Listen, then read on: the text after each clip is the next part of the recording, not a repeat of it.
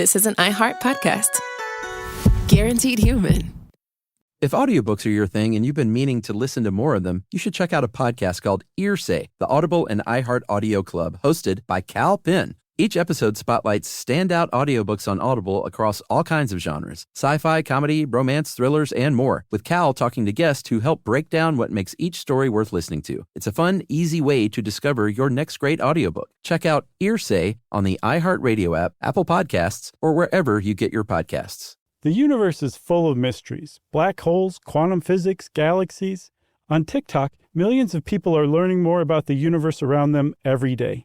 Scientists break down complex theories, demonstrate experiments, and connect dots between the cosmos and our daily lives.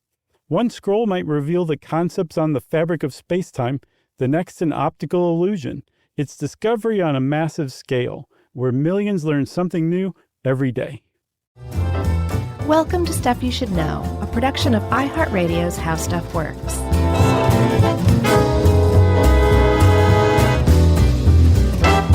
Hey, and welcome to the podcast. I'm Josh Clark. There's Charles W. Chuck Bryan over there. And this is Stuff You Should Know. I don't know if we're going to be able to get used to Jerry being around again. Is she fired? I don't think so. She may have fired herself, though. I don't think so. I have better things to do than hang out with you, cool cats and kittens. Well, and it's kind of like, what's the point of just sitting there? And I can't imagine anything more boring than listening to us on headphones. Oh, wait a minute. That's our show. Yes. There are people doing that very thing right now, Chuck, and you have just mocked their existence. Oh, I just meant for Jerry's sake, you know? Yeah, I know. Jerry's not a fan. No, she's not. Or a listener. So, I have a question for you, Chuck. You ever read a book? No. Oh. No, don't be ridiculous. Chuck, have you ever met Agatha Christie? Yeah, I met her when I was 3. Oh, really? Mm-hmm. Do you have much of a memory of that encounter? A little bit. She was nice enough. She signed my Murder on the Orient Express copy, first edition. Oh, wow. That's got to be worth some money. It's pretty neat. Yeah. Do you still have that? Nah. I did some spring cleaning here a couple weeks ago, and I didn't even recycle or put it in a little free library. I just threw it in the trash. Didn't you say once that your brother has like a copy of #1 Superman or something nuts like that? No. I thought he has some valuable comic book. No. Huh. No. I must be confusing you with my other co-host, Chuck. No, we weren't big comic book people. We don't have anything valuable like that. I gotcha. Well, having met Agatha Christie when you were a kid, I feel like you'll probably have a lot to bring to this one. I have never met her, still to this day, probably never will. And I have read a couple of her things and seen a couple movies based on her stuff, but I would never consider myself like a rabid Agatha Christie fan, but I do appreciate her work a lot. You picked this one. Why? We have this series of books, children's books about awesome women in history, from Frida to Coco Chanel to Amelia Earhart to Agatha Christie. Mm-hmm. And so I was reading this one the other night and thought, hey, let's do one on Agatha Christie. I haven't read any of her work, seen a couple of her movies. Love the genre, though. Yeah. As films. I've never read murder mysteries, although I'm going to now. I started reading The Mysterious Affair at Styles, which I think was her first published work, last night. And it's just great. She just sucks you right in. She does she creates a lot of books, not all of them, but she creates what's called a cozy mystery with an S because it's British. And I'd never heard that term before until this article. But when I came across it, I was like, yes, I love that kind of thing. And that's exactly what I love about Murder, She Wrote. Like the Murder, She Wrote where she goes to like Broadway or Paris or something like that. I can take or leave. They're fine. But it's the ones that are set in tiny little Cabot Cove that's just isolated from the rest of the world, and it's cozy and small, and it's like a village and all that. Those are the Murder, She Wrote that I love the most. And I think that's what I like about Agatha Christie mysteries too, is they're very typically cozy mysteries. I've never seen that show. What? We've had this conversation before. No, that would be seared into my brain forever. No, we have, because you said that the first time. Yeah, I've never seen it, but I'm a huge fan of murder mystery movies, especially cozy mysteries. Like Clue is one of my favorite films, and last year's Knives Out was one of my top like 3 or 4 films of the year. I've not seen it yet. It's still like $7 on Amazon Prime, so I haven't rented it yet. I'm waiting for the price point to drop first. I can loan you a couple of bucks if you need. All right, sure. $3.99. $3.99. All right, I'll loan $3.99. It's still a lot for a rental. I mean, that's a lot. You think? $3.99 is manageable. $4.99 and up. That's a lot of moolah for a rental, if you ask me. Wow. Yeah, I'm taking a stand on this. All right. Well, film professionals out there, please do not take offense to all your hard work. So I have a question for you. I have one more question. Have you seen the Agatha Christie film adaptation of Crooked House that came out in 2017? No. I think you'll like it. It was big budget, but it also looks like British made for television big budget. That's great. Gillian Anderson, Dana Scully is in it. Okay, love her. Because, the Brits are nuts for her. Are they? Oh, man. She's like their favorite person in the world and has been for years. Don't know why. Nothing against Gillian Anderson, but like she just never hit it as big over here as she did there. Terrence Stamp is in it. Love him. Glenn Close. She's great. And I was like, this is really good. And so I was reading little synopses of it and all that stuff. And it seemed like it's widely regarded as one of her best, most ingenious and inventive works. Crooked House? So, Crooked House. Right. I believe that's on Amazon Prime for free. Well, yes. Do you actually do the math of how much you pay for Amazon Prime to see how much you're paying for that movie? I don't want to do that. Okay. I just don't want to do that. Probably pennies. Why'd you do that to me? All right, so Charles, let's get into this because I know that this one could be a little long if we're not deliberate and I would say maybe considerate of our time. All right. Well, that's an 8-minute intro. So far, so good. Okay. She is perhaps, again, it's kind of hard to tell with book sales because they can be a little dodgy, but she is often quoted as seen as the best-selling novelist of all time. And I did a little check to compare. Like I thought, well, Stephen King sold a book or two. Sure. They tag his book sales at about 350 million. Her 66 novels and 14 collected works of short stories supposedly have sold to the tune of 2 billion.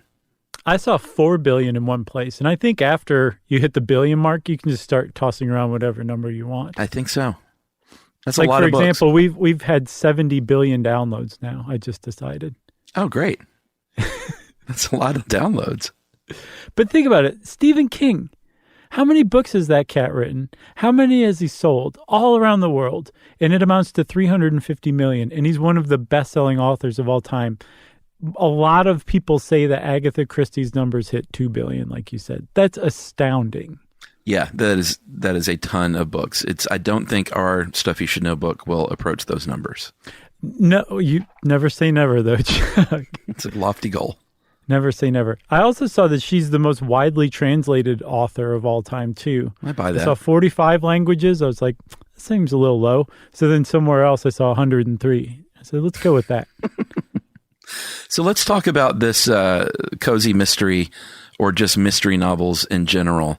Mm-hmm. They are very much formulaic, which Ed helped us put this together. Ed points out that's why people like them, because the familiarity and it's sort of a comfort food thing, like a good beach book. You know what you're going to get.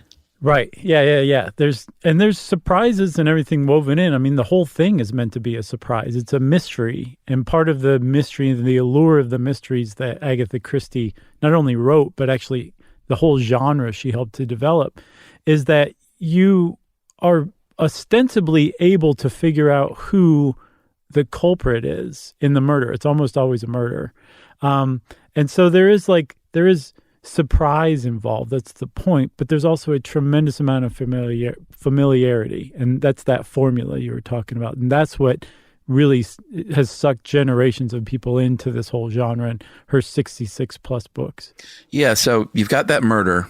You usually don't see this murder occur. She doesn't usually. And in general, in murder mysteries, you don't see the murder. That's kind of not the point of how grisly or gruesome the act is. It's sort of all about finding that body. And I had a bunch of Knives Out things to say, but I won't say any of them now. Thank you. But then you've got your detective that arrives on the scene. And I will say this, Knives Out very much follows this formula very smartly. So you've got this master detective who usually arrives upon the scene, but they may already be there. And they are generally very eccentric and sort of they always have these quirky sort of characteristics. In Christie's case, we have the very formidable Hercule Poirot, and then Miss Marple, Jane Marple. Right. In Hercule's case, he's Belgian and has this big mustache and is just sort of eccentric and Belgian. He's not French. There's something about being Belgian that makes it slightly different. Sure.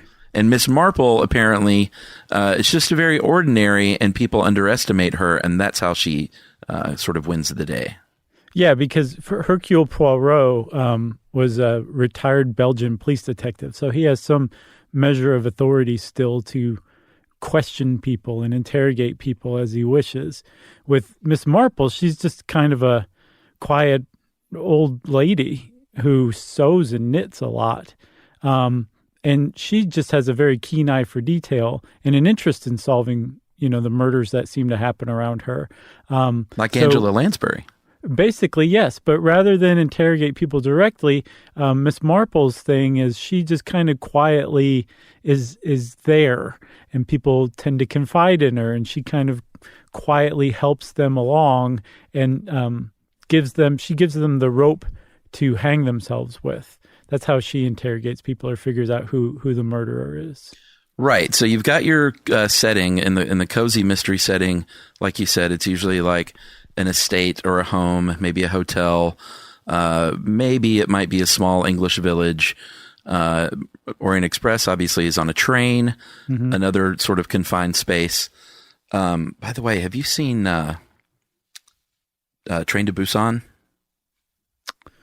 I confuse that with Snowpiercer. I think I've seen both, but I can't remember which one's which. They're kind of very similar, but Busan is zombies on a train, Korean film. No, then I think I've just seen Snowpiercer. You should check out Train to Busan. I will. If you think you've seen it all with the zombie genre, then think again. Dude, that's saying something because that genre has gotten a little tired, stale. Hey, let me ask you this. Have you seen, I know you've seen it. You had to have, Ozark? Oh, sure. I'm just started it. Yeah, I'm a couple of episodes into the latest season. Okay, yeah. You and I just started at season 1, and I'm like, all I want to do is sit around and watch Ozark. It's amazing. Yeah, I love it. That's like Hartwell, Oh, no, I didn't know that. Yeah. Smart. I've tried to get Bateman and Laura Linney on Movie Crush, and it's always, thank you, no. Oh, yeah? Yeah. Hey, you're getting responses. That's a big step forward. It's nice to be told no and just not ignored. Yeah, right.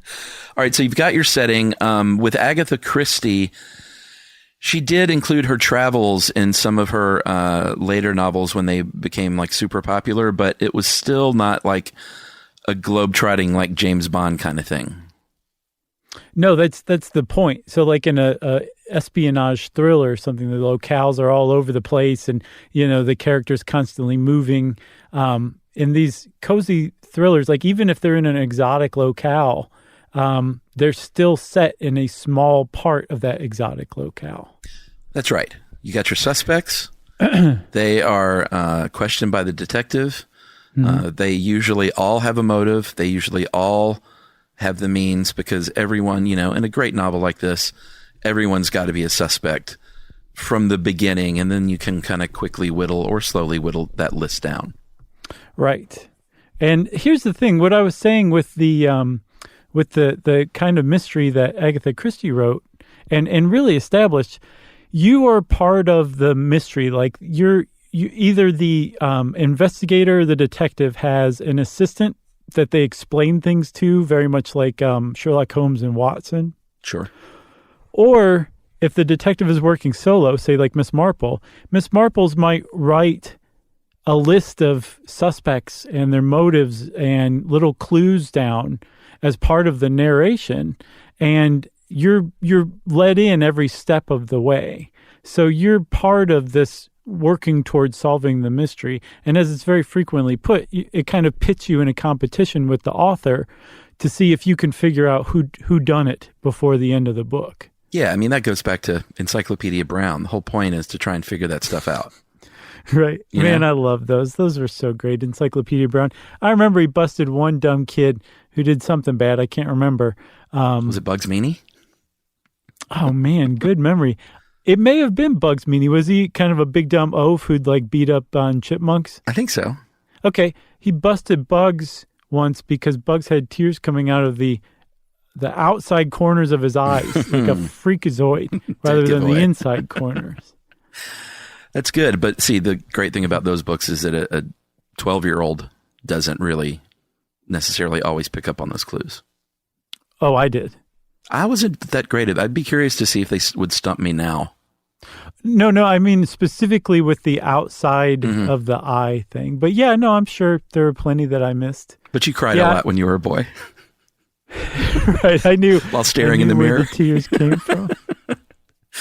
And so then at the end, to wrap up the little genre sort of summary, you've got this great ending usually where everyone's gathered together and the detective kind of walks everyone through the big reveal of exactly how the killer did it.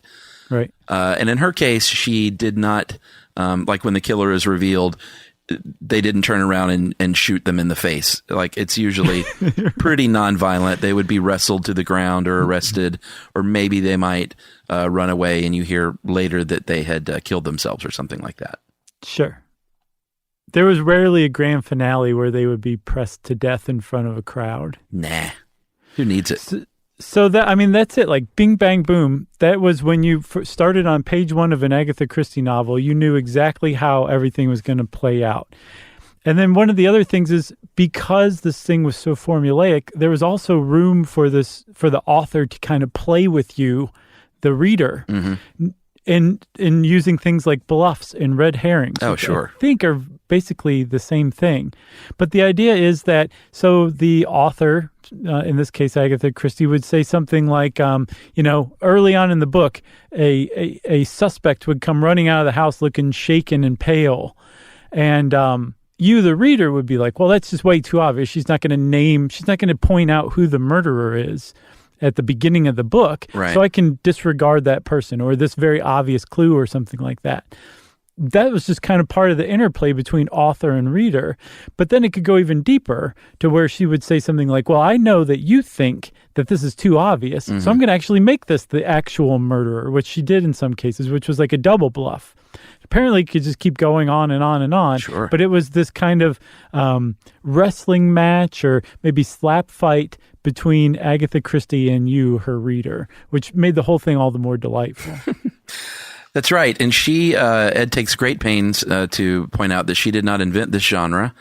There were people like Arthur Conan Doyle, obviously, and Poe before her that sort of established some of these rules. But she was very popular. She's very good at what she did.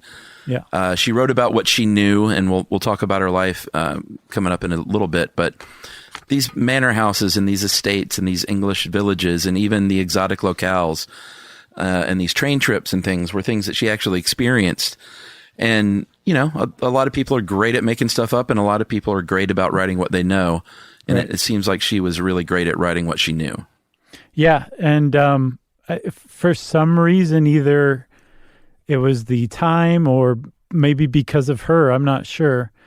It was kind of a chicken or the egg thing, but she happened to write about stuff that a lot of people wanted to read about. These small, English villages and, quaint mannerisms of the upper middle and upper class English society, set in this period of time and for some reason it just captured everybody's attention. And apparently when she started expanding, I think after World War II, to some slightly more exotic locales like Egypt or Mesopotamia, for like Death on the Nile was a very famous one during this time, or the Orient Express, that really catapulted her into superstardom, international superstardom too.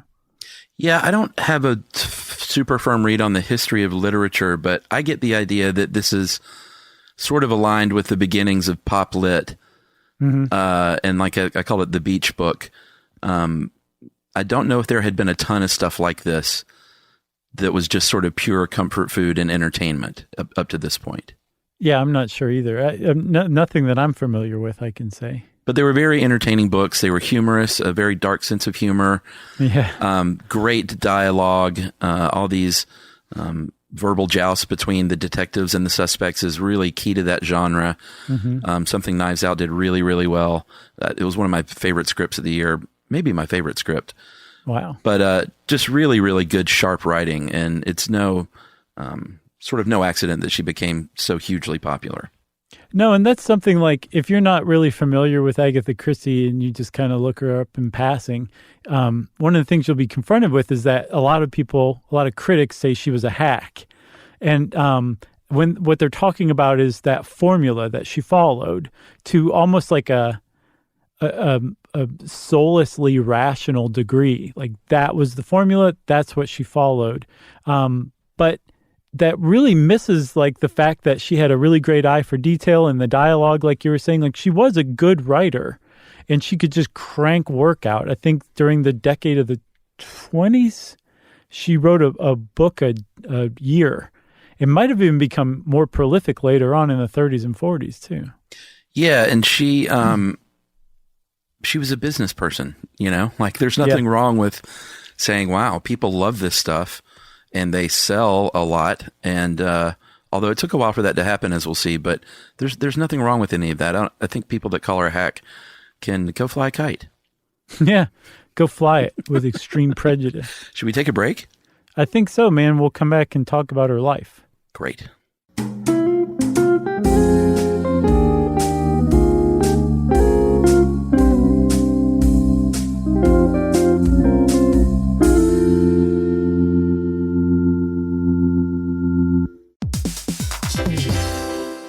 Hey, everybody. I want to talk to you a little bit about Tide Evo because it represents over 10 years of innovation and product development. Tide Evo is a first-of-its-kind technology where tens of thousands of minuscule fibers are spun together to form a 6 times powerful layer packed with scrubbers, brighteners, pre-treaters, and fresheners. And that's going to deliver a breakthrough clean that's so powerful, it feels like magic. Yeah, it is kind of like magic. Tide Evo is revolutionary. A 100% concentrated, waterless laundry tile that's made of compressed microfiber soap layers rather than liquid or powder. And it's not like pods or sheets because it uses 6 layers of detergent fibers to deliver superior cold water cleaning without plastic packaging of any kind. And it provides a mess-free, lightweight solution that dissolves lickety-split. So whenever you run into a laundry challenge, turn to Tide Evo. It's revolutionary. It's magic. Try new Tide Evo. Real laundry magic.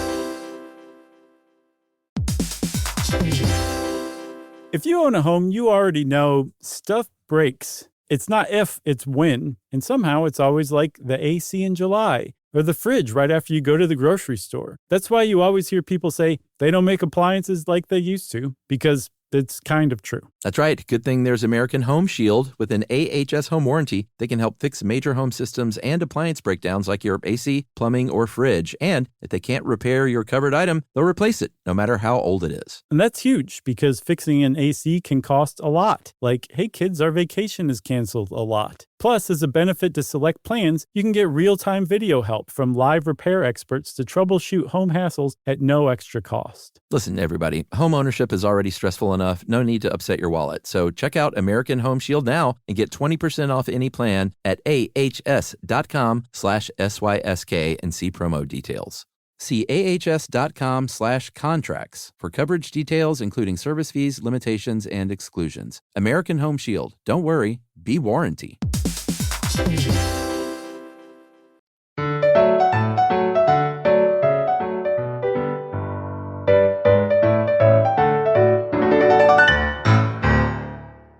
Okay, Chuck, so Agatha Christie was born in 1890 in England, in Devonshire, in Torquay, which I always want to say Tanqueray, Devonshire. Sure. And it's in the southwest of England. So Torquay is kind of like our, or Devonshire is like our Arizona, basically. That's my impression. I think it is very much like Arizona. Right. The legendary Devonshire cactus. Right. So which stalks the moors. That's right. And she was one of three kids, and I think her older brother and sister were both at least a decade older than her. So she had like a very solitary childhood, which appears to have made her fairly happy. She didn't go to school. She was raised by governesses and educated by governesses, spent a lot of time reading, and just hung out around her family's estate. Yeah, I mean, they had some dough. They were not wealthy, but they were definitely upper middle class. They got an inheritance from her paternal grandfather, such that her dad didn't need to work. Apparently, she is on record as saying that like her dad wasn't around much, didn't really impact me much, so he can go fly a kite as well. Right, it's a lot of kite flying, and she loved being out in the garden. She wasn't. I get the impression she wasn't like reclusive or anything, but she very much enjoyed time with herself alone, but also had friends and stuff when she eventually did go to school once her father passed and they couldn't afford that governess. Right, but she was a very, very shy person. The novelist Joan Nakasela says that even as an adult, she was so shy that sometimes she wouldn't go into shops because she would have to interact with the shopkeeper. So it She's is a kind novelist. You know, how many novelists are the life of the party and super outgoing? You have never met Philip Roth, apparently. I don't know. You kind of picture like the Stephen Kings just locked in an attic somewhere and not like, well, let me write a little bit. Then I'm going to go, go to a party.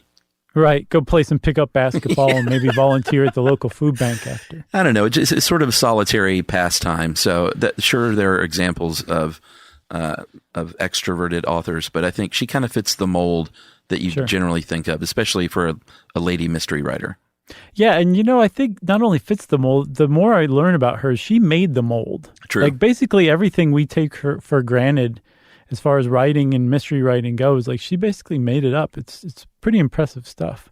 Yeah, so she, like we said, she did some pretty, to us dum-dums in America, seem like exotic traveling trips. But if you lived in England at the time, it's no big deal to go to Egypt and check out the pyramids. That was, if you had a little dough, that was a pretty common vacation that you might take. So she did stuff like that, and she was exposed to exotic locales and used those in her work. In her very first novel, even, Snow Upon the Desert, she wrote when she was like 22 or 23 years old, I think. And, she had a hard time getting published at first because she was a young woman. Yeah, she was rejected out of hand. And apparently also she started writing because her sister told her that she probably wouldn't be able to write a mystery novel, which I love. So she did. She wrote the, what was it? Snow on what? Snow Upon the Desert. Snow Upon the Desert. And she was very young then. And in between the time she wrote Snow Upon the Desert and The Mysterious Affair at Styles, which would be her first published book, I believe, she wedged a lot of life in there in the form of getting married to a guy named Archie Christie. And one of the things about Agatha Christie is that she wasn't a born writer, even though she did write as a younger person, like you were saying. Like she wasn't like she just didn't want to be a writer as a kid. And she ended up writing really seriously after she and Archie Christie got married, because Archie Christie wasn't particularly wealthy and couldn't necessarily care for her himself. So she started writing to make money, which some people suspect is the reason she got into mystery writing in the first place, because it was a very, very popular genre even then. Well, it makes sense. So she had the skills to pay the bills, it turns out. That's right. They were married in 1914. He was kind of promptly sent to fight in the Great War in France, and she worked at a pharmacist at a war hospital during that period. And this is where she learned a lot about potions and poisons and pharmaceuticals and things that there's a lot of poisoning that goes on in her books. Yeah. And she, later in her career, I think she actually would consult with doctors and stuff like that because she wanted everything to be really medically accurate. But early on, she learned a lot about this stuff from her work in the pharmacy. Which is kind of cool and ghoulish, you know? She's like, how exactly would a person die from this bottle that I'm holding? So, yeah, and apparently most of the deaths in her books are poisonings. And like you were saying, like you very rarely see the person die. They just come upon the body. And most of the time it's a poison body. Sometimes there was violence visited upon them. But for the most part, it's a body that was found poisoned to death. Yeah, and that's a good vehicle for a mystery novel because, you know, there's no murder weapon per se. I guess there's the poison bottle, but it can often be very vague, a poisoning death. Like, could it have been a heart attack? Like, you have to kind of suss out at first whether or not it was even a murder. It's not like an obvious thing where there's a bullet hole in their chest or something like that. Right, yeah. So poisoning is what she went with typically. It's another example also, Chuck, I think, of like her writing what she knew too. Yeah. Or at least writing what interested her. And she wrote in, I believe, 1920. No, during World War I. So while she was working at the dispensary and Archie was off flying in France, I believe, she wrote The Mysterious Affair at Styles. And that's the one I started reading, and I don't understand how it was rejected at first, but it's a really interesting book just right out of the gate, in that it pulls you right into this little country English estate and all of the people on it. And you realize just after a couple of pages that you're already invested in them, which is pretty amazing. And this is like not her first book, but it was her first serious work that wasn't published immediately. It wasn't published until 1920. And I think even after it was published, it wasn't an immediate catapult to success for her, but it was a remarkable first book to be published. Yeah, and this is the one that introduced the world to her chief detective for a lot of those novels, Mr. Poirot, like we mentioned. Mm-hmm. And later on, they asked her why he was Belgian, and she said, why not, basically. Right. I don't think a whole lot of thought went into it. It turned out to be a really good choice because he had this kind of interesting accent, and everywhere he went, they were never set in Belgium. Right. So everywhere he went, he was this sort of strange foreigner that would come into town with this accent that no one quite understood. And he just had this sort of larger than life presence, I think, because of that. So it turned out to be a really smart choice. Yeah, he was also a well-known dandy who was very vain about his appearance. And he apparently said in one of the later books that he plays up his foreignness and his dandiness to disarm suspects when he's interrogating them, to make them take him less seriously than they otherwise might. Oh man, I want to talk about Knives Out so much. You cannot. I appreciate you not doing that. So she had a daughter, we should mention, in 1919 named Rosalind, and that's the only child she ever had. And it was in 1920, a year later, that they finally did publish The Mysterious Affair at Styles. After she agreed to change the ending, they said, we don't like Poirot revealing all this evidence in court. So she changed the ending. They said, great. That's when she went on to publish that novel every year for about 10 years. Right. Very, very big books, but they weren't, they were popular, but she wasn't like a superstar internationally at this point yet. No, not yet. again, she really catapulted later on because she moved to some of these more exotic locales.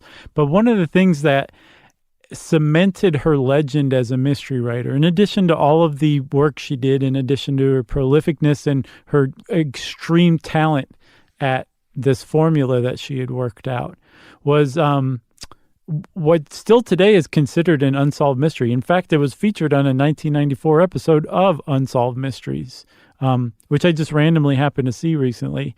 And she disappeared. There's a whole subplot to Agatha Christie's life that was really surprising, especially compared to how boring and normal and just kind of plodding with D's instead of T's her normal life was. The fact that she has this grand mystery plunked down in the middle of it is pretty impressive. Yeah, it's so here's the backstory. She and Archie were not meant to be together, as it turns out. He revealed that he was having an affair with a lady named Nancy Neal, who was a friend of the family.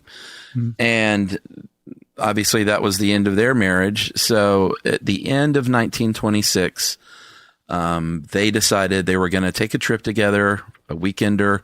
Archie went to be with his friends instead, and then she vanished into seemingly thin air. They found her car near a rock quarry with her fur coat and her driver's license there, and no Agatha Christie. No, and her car wasn't just near the rock quarry. According to some reports, like one of the wheels is hanging over the edge of this cliff. And still spinning. Right.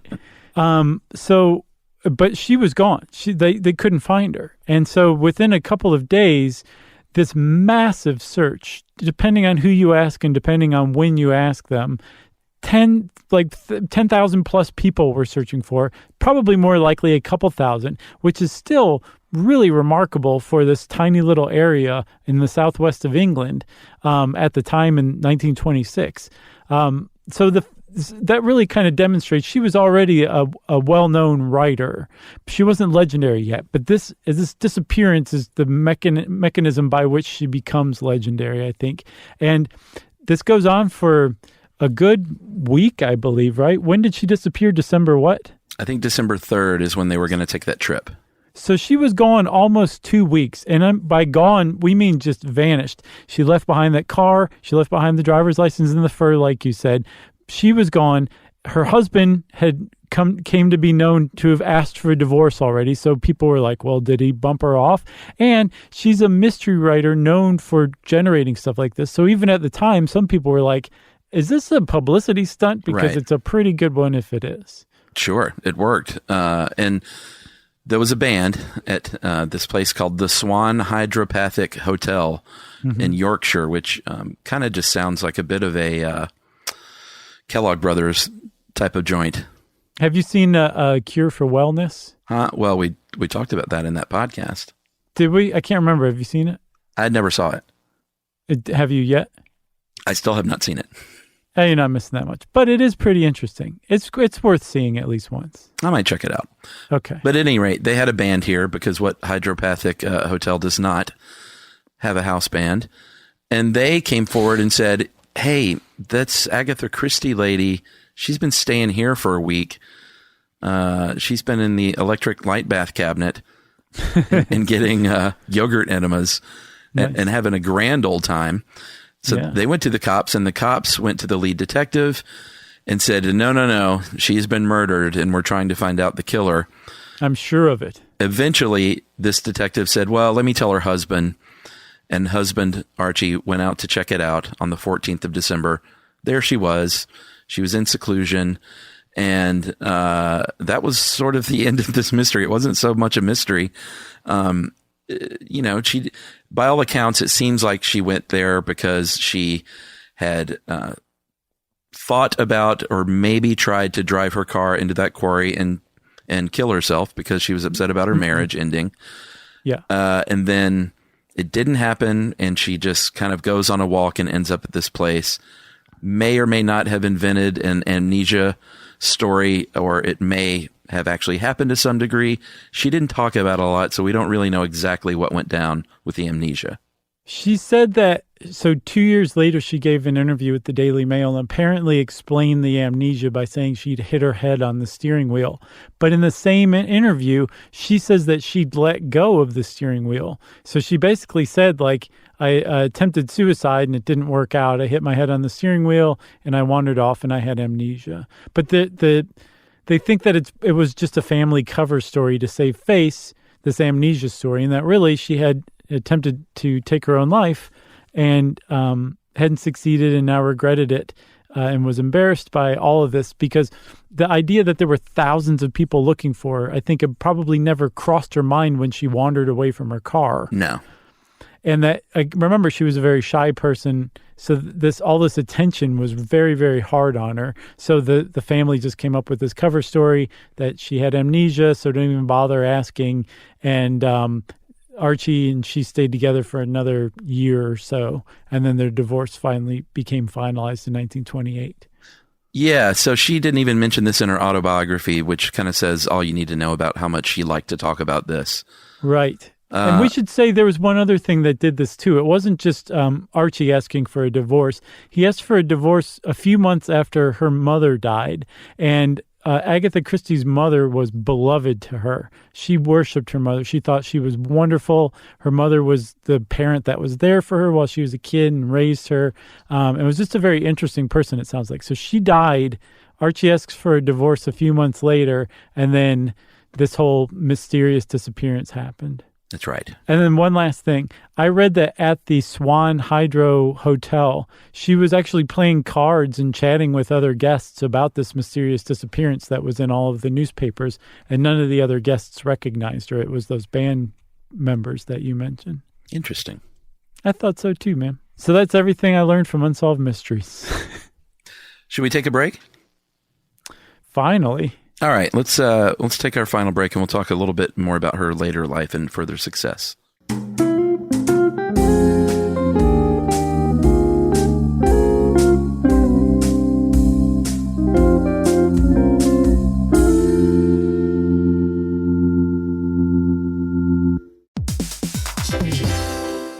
Hey, everybody. I want to talk to you a little bit about Tide Evo because it represents over 10 years of innovation and product development. Tide Evo is a first-of-its-kind technology where tens of thousands of minuscule fibers are spun together to form a 6 times powerful layer packed with scrubbers, brighteners, pre-treaters, and fresheners. And that's going to deliver a breakthrough clean that's so powerful it feels like magic. Yeah, it is kind of like magic. Tide Evo is revolutionary. A 100% concentrated, waterless laundry tile that's made of compressed microfiber soap layers rather than liquid or powder. And it's not like pods or sheets because it uses 6 layers of detergent fibers to deliver superior cold water cleaning without plastic packaging of any kind. And it provides a mess-free, lightweight solution that dissolves lickety-split. So whenever you run into a laundry challenge, turn to Tide Evo. It's revolutionary. It's magic. Try new Tide Evo. Real laundry magic.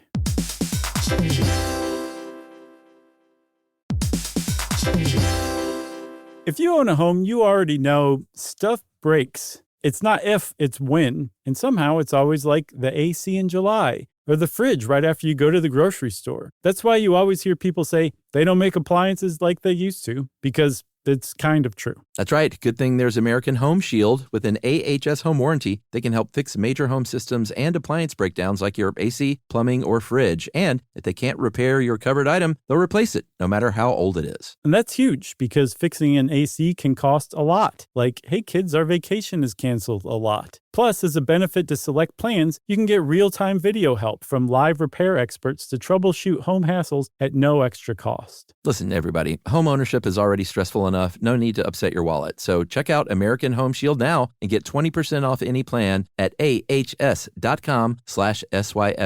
and see promo details. See ahs.com/contracts for coverage details, including service fees, limitations, and exclusions. American Home Shield. Don't worry, be warranty.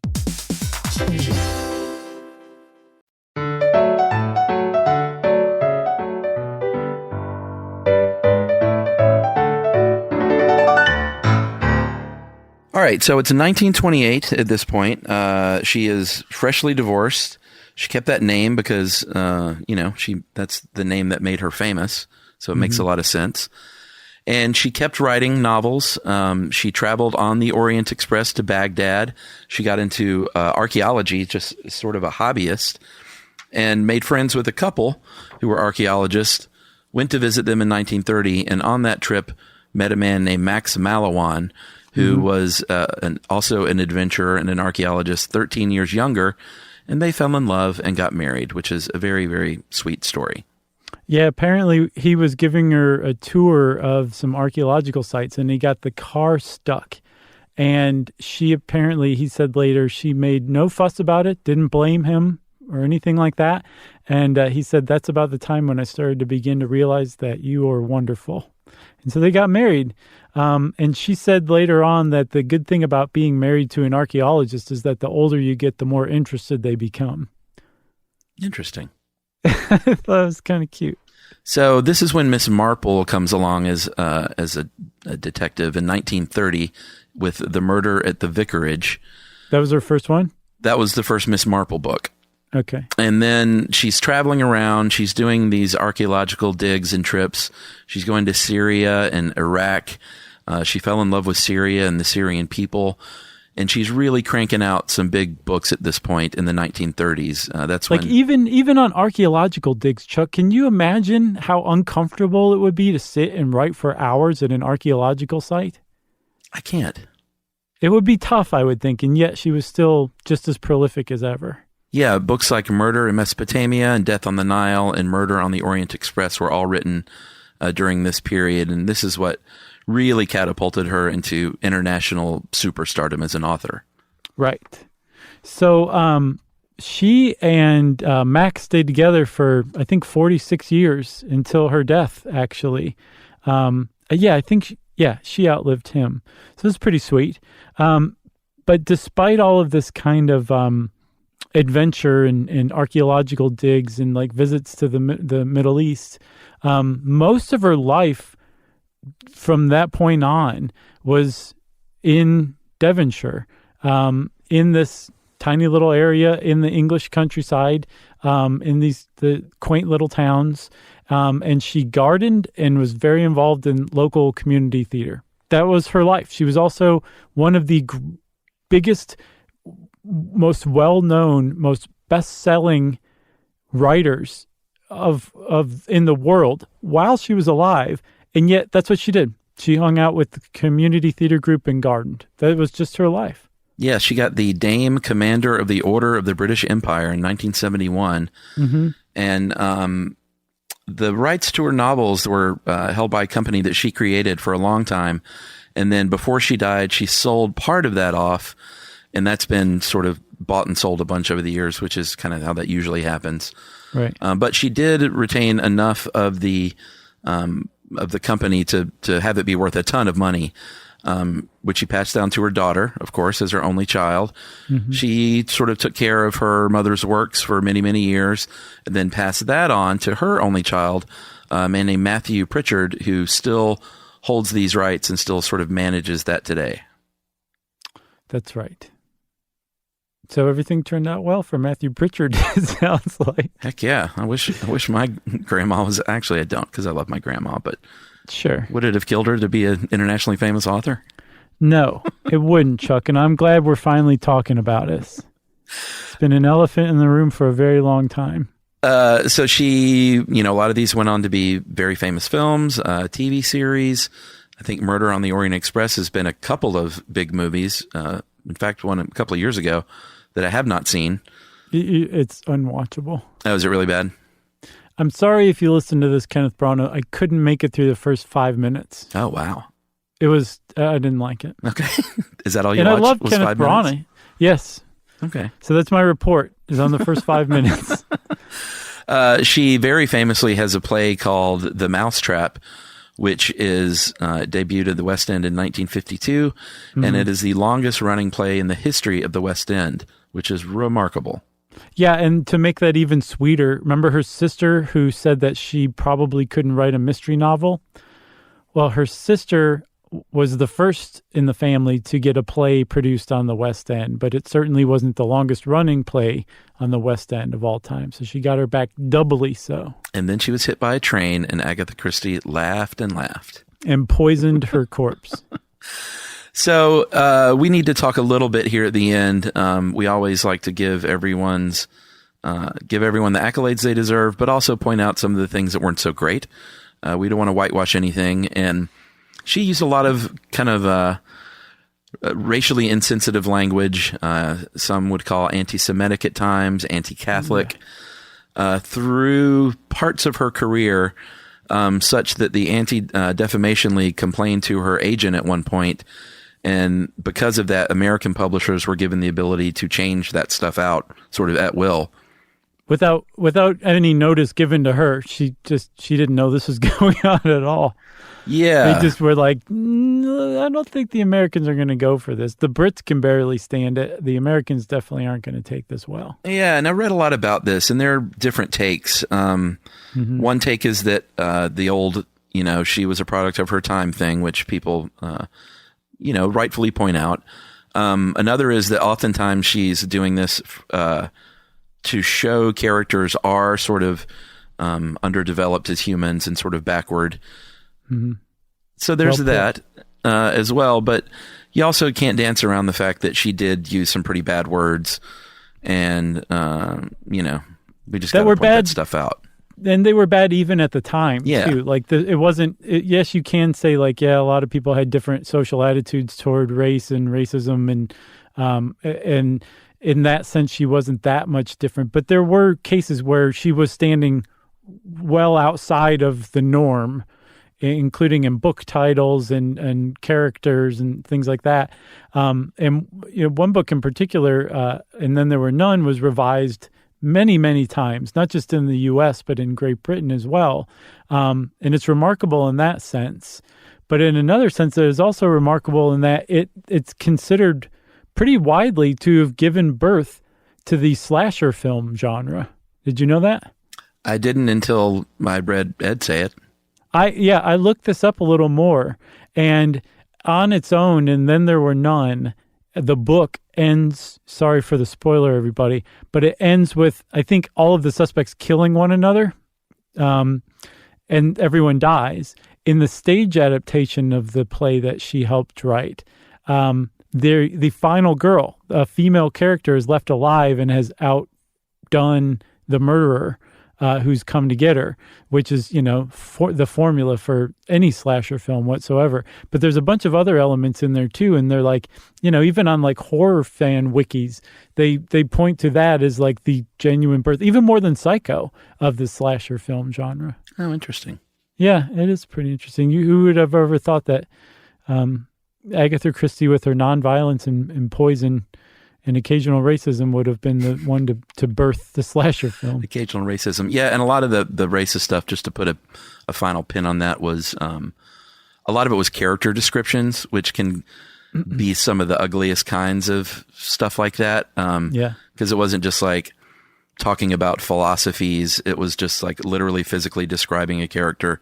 Right. Sometimes she would use some pretty derogatory language. Yeah.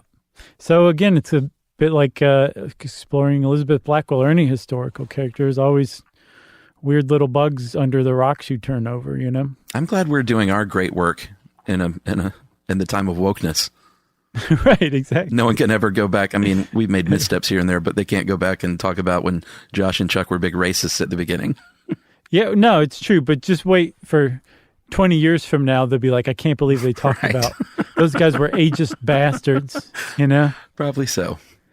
There's one other thing I want to say, too. So when she lived through World War II, Agatha Christie was worried that she was going to die in the bombing blitz of Great Britain. And she really wanted Hercule Poirot and Jane Marples to have a final case. So she wrote a book for each of them. One is called Curtain. That's Poirot's final book. And the other is Sleeping Murder. That is Marples' final case. And in it just kind of explains what happens to them. I believe Poirot dies and Marple just retires. But when she survived World War II, she was like, well, I'm not ready for these guys to be retired yet. So she kept those books and had them posthumously published, and they were in the 70s. And when Hercule Poirot's last book came out and he died, the New York Times ran a front page obituary for him, the only fictional character to have that honor bestowed on them. That's crazy. Isn't it? Yeah, and also a very cool, good idea to write those books early on just in case, because you never know. Yeah. Besides the bombing thing, I mean, she could walk off a ledge or get hit by a bus or die of natural causes early. Like, you never know. And then you've got this legacy cemented. Right. Pretty smart. Have you ever seen, one last thing, have you ever seen Murder by Death? I know I've asked you before. I have that DVD sitting on my desk. Well, that's amazing that you have that on your desk. And wait, is it on your desk at work?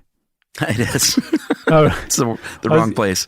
I was going to say watch it tonight, but don't watch it tonight. Wait until everything clears. Was that one of her books? You're going to love it. No, it's a spoof, actually, of detective books of like Charlie Chan and Agatha Christie and Sam Spade and all that she helped, kind of create. But it's actually like a complaint from fans of mysteries. It's just a wonderful book. Truman Capote's in it. David Niven. Peter Falk, right? Peter Falk, yeah. A lot of people. James Cromwell as a younger man. Oh, yeah. James Coco as Hercule Poirot. It's just great. You're going to love it, man. So I guess we should say that she did die eventually, 3 years after I met her in 1976 at the age of 85 at her home in Oxfordshire. And it was natural causes, not poison. No. Her last words were, "Good to meet you, Chuck." You got anything else? I do not have anything else. Well, friends, that is Agatha Christie. If you want to know more about Agatha Christie, go start reading Agatha Christie books. And since I said Agatha Christie like 3 or 4 times, it's time for listener mail. All right, I'm going to call this Letter from a Kid because we love reading these letters from kids. Hey, guys.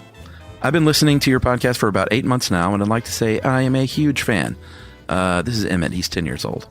Oh, yeah, I love this email. My dad is even more of a fan of you guys than me, and he told me about your podcast. I am a huge fan of the Atlanta Falcons and pretty much everything Atlanta related, including your podcast, which is weird because I live in Iowa. I love it. It is a little weird, though, Emmett. You're right. I love how self-aware this guy is. I think, when you grow up in a place like Iowa with no professional sports, you do that thing where you just pick out a team in a city. Yeah, you're like the Bay City Rollers. You throw a dart at a map and go with it. That's right. Now I'm really worried there's a professional team in Iowa, but there is not. There is not. There are none, right? No need to double check that. I've been listening to your podcast a ton during this coronavirus outbreak to keep me from going crazy, and it's worked. My birthday is actually coming up, so I'll not be able to see my friends or even have a party. It would be totally awesome and make my year if you said happy birthday to me, but I want to bet you won't read this on the air. That's some fine reverse psychology right there. Well played, Emmett. I love your grass podcast, and last year, me and my best friend Oliver started a lawn care business, and I made enough money to buy Beats headphones to listen to your podcast on. That is full circle right there. That's right. He says I made sure to wrap this letter up and spank it on the bottom before I sent it. So happy, big, I guess, 11th birthday, Emmett. Best to your dad. Hello, Oliver, and everyone there in Atlanta, Iowa. Yeah. Happy birthday, Emmett. That reverse psychology worked, man. If you want to get in touch with us like Emmett did and see if we'll wish you a happy birthday, I'll bet we won't. But who can tell in these crazy times? You can get in touch with us via email. Wrap it up, spank it on the bottom, and send it off to stuffpodcast@iheartradio.com. Stuff You Should Know is a production of iHeartRadio's How Stuff Works. For more podcasts from iHeartRadio, visit the iHeartRadio app, Apple Podcasts, or wherever you listen to your favorite shows.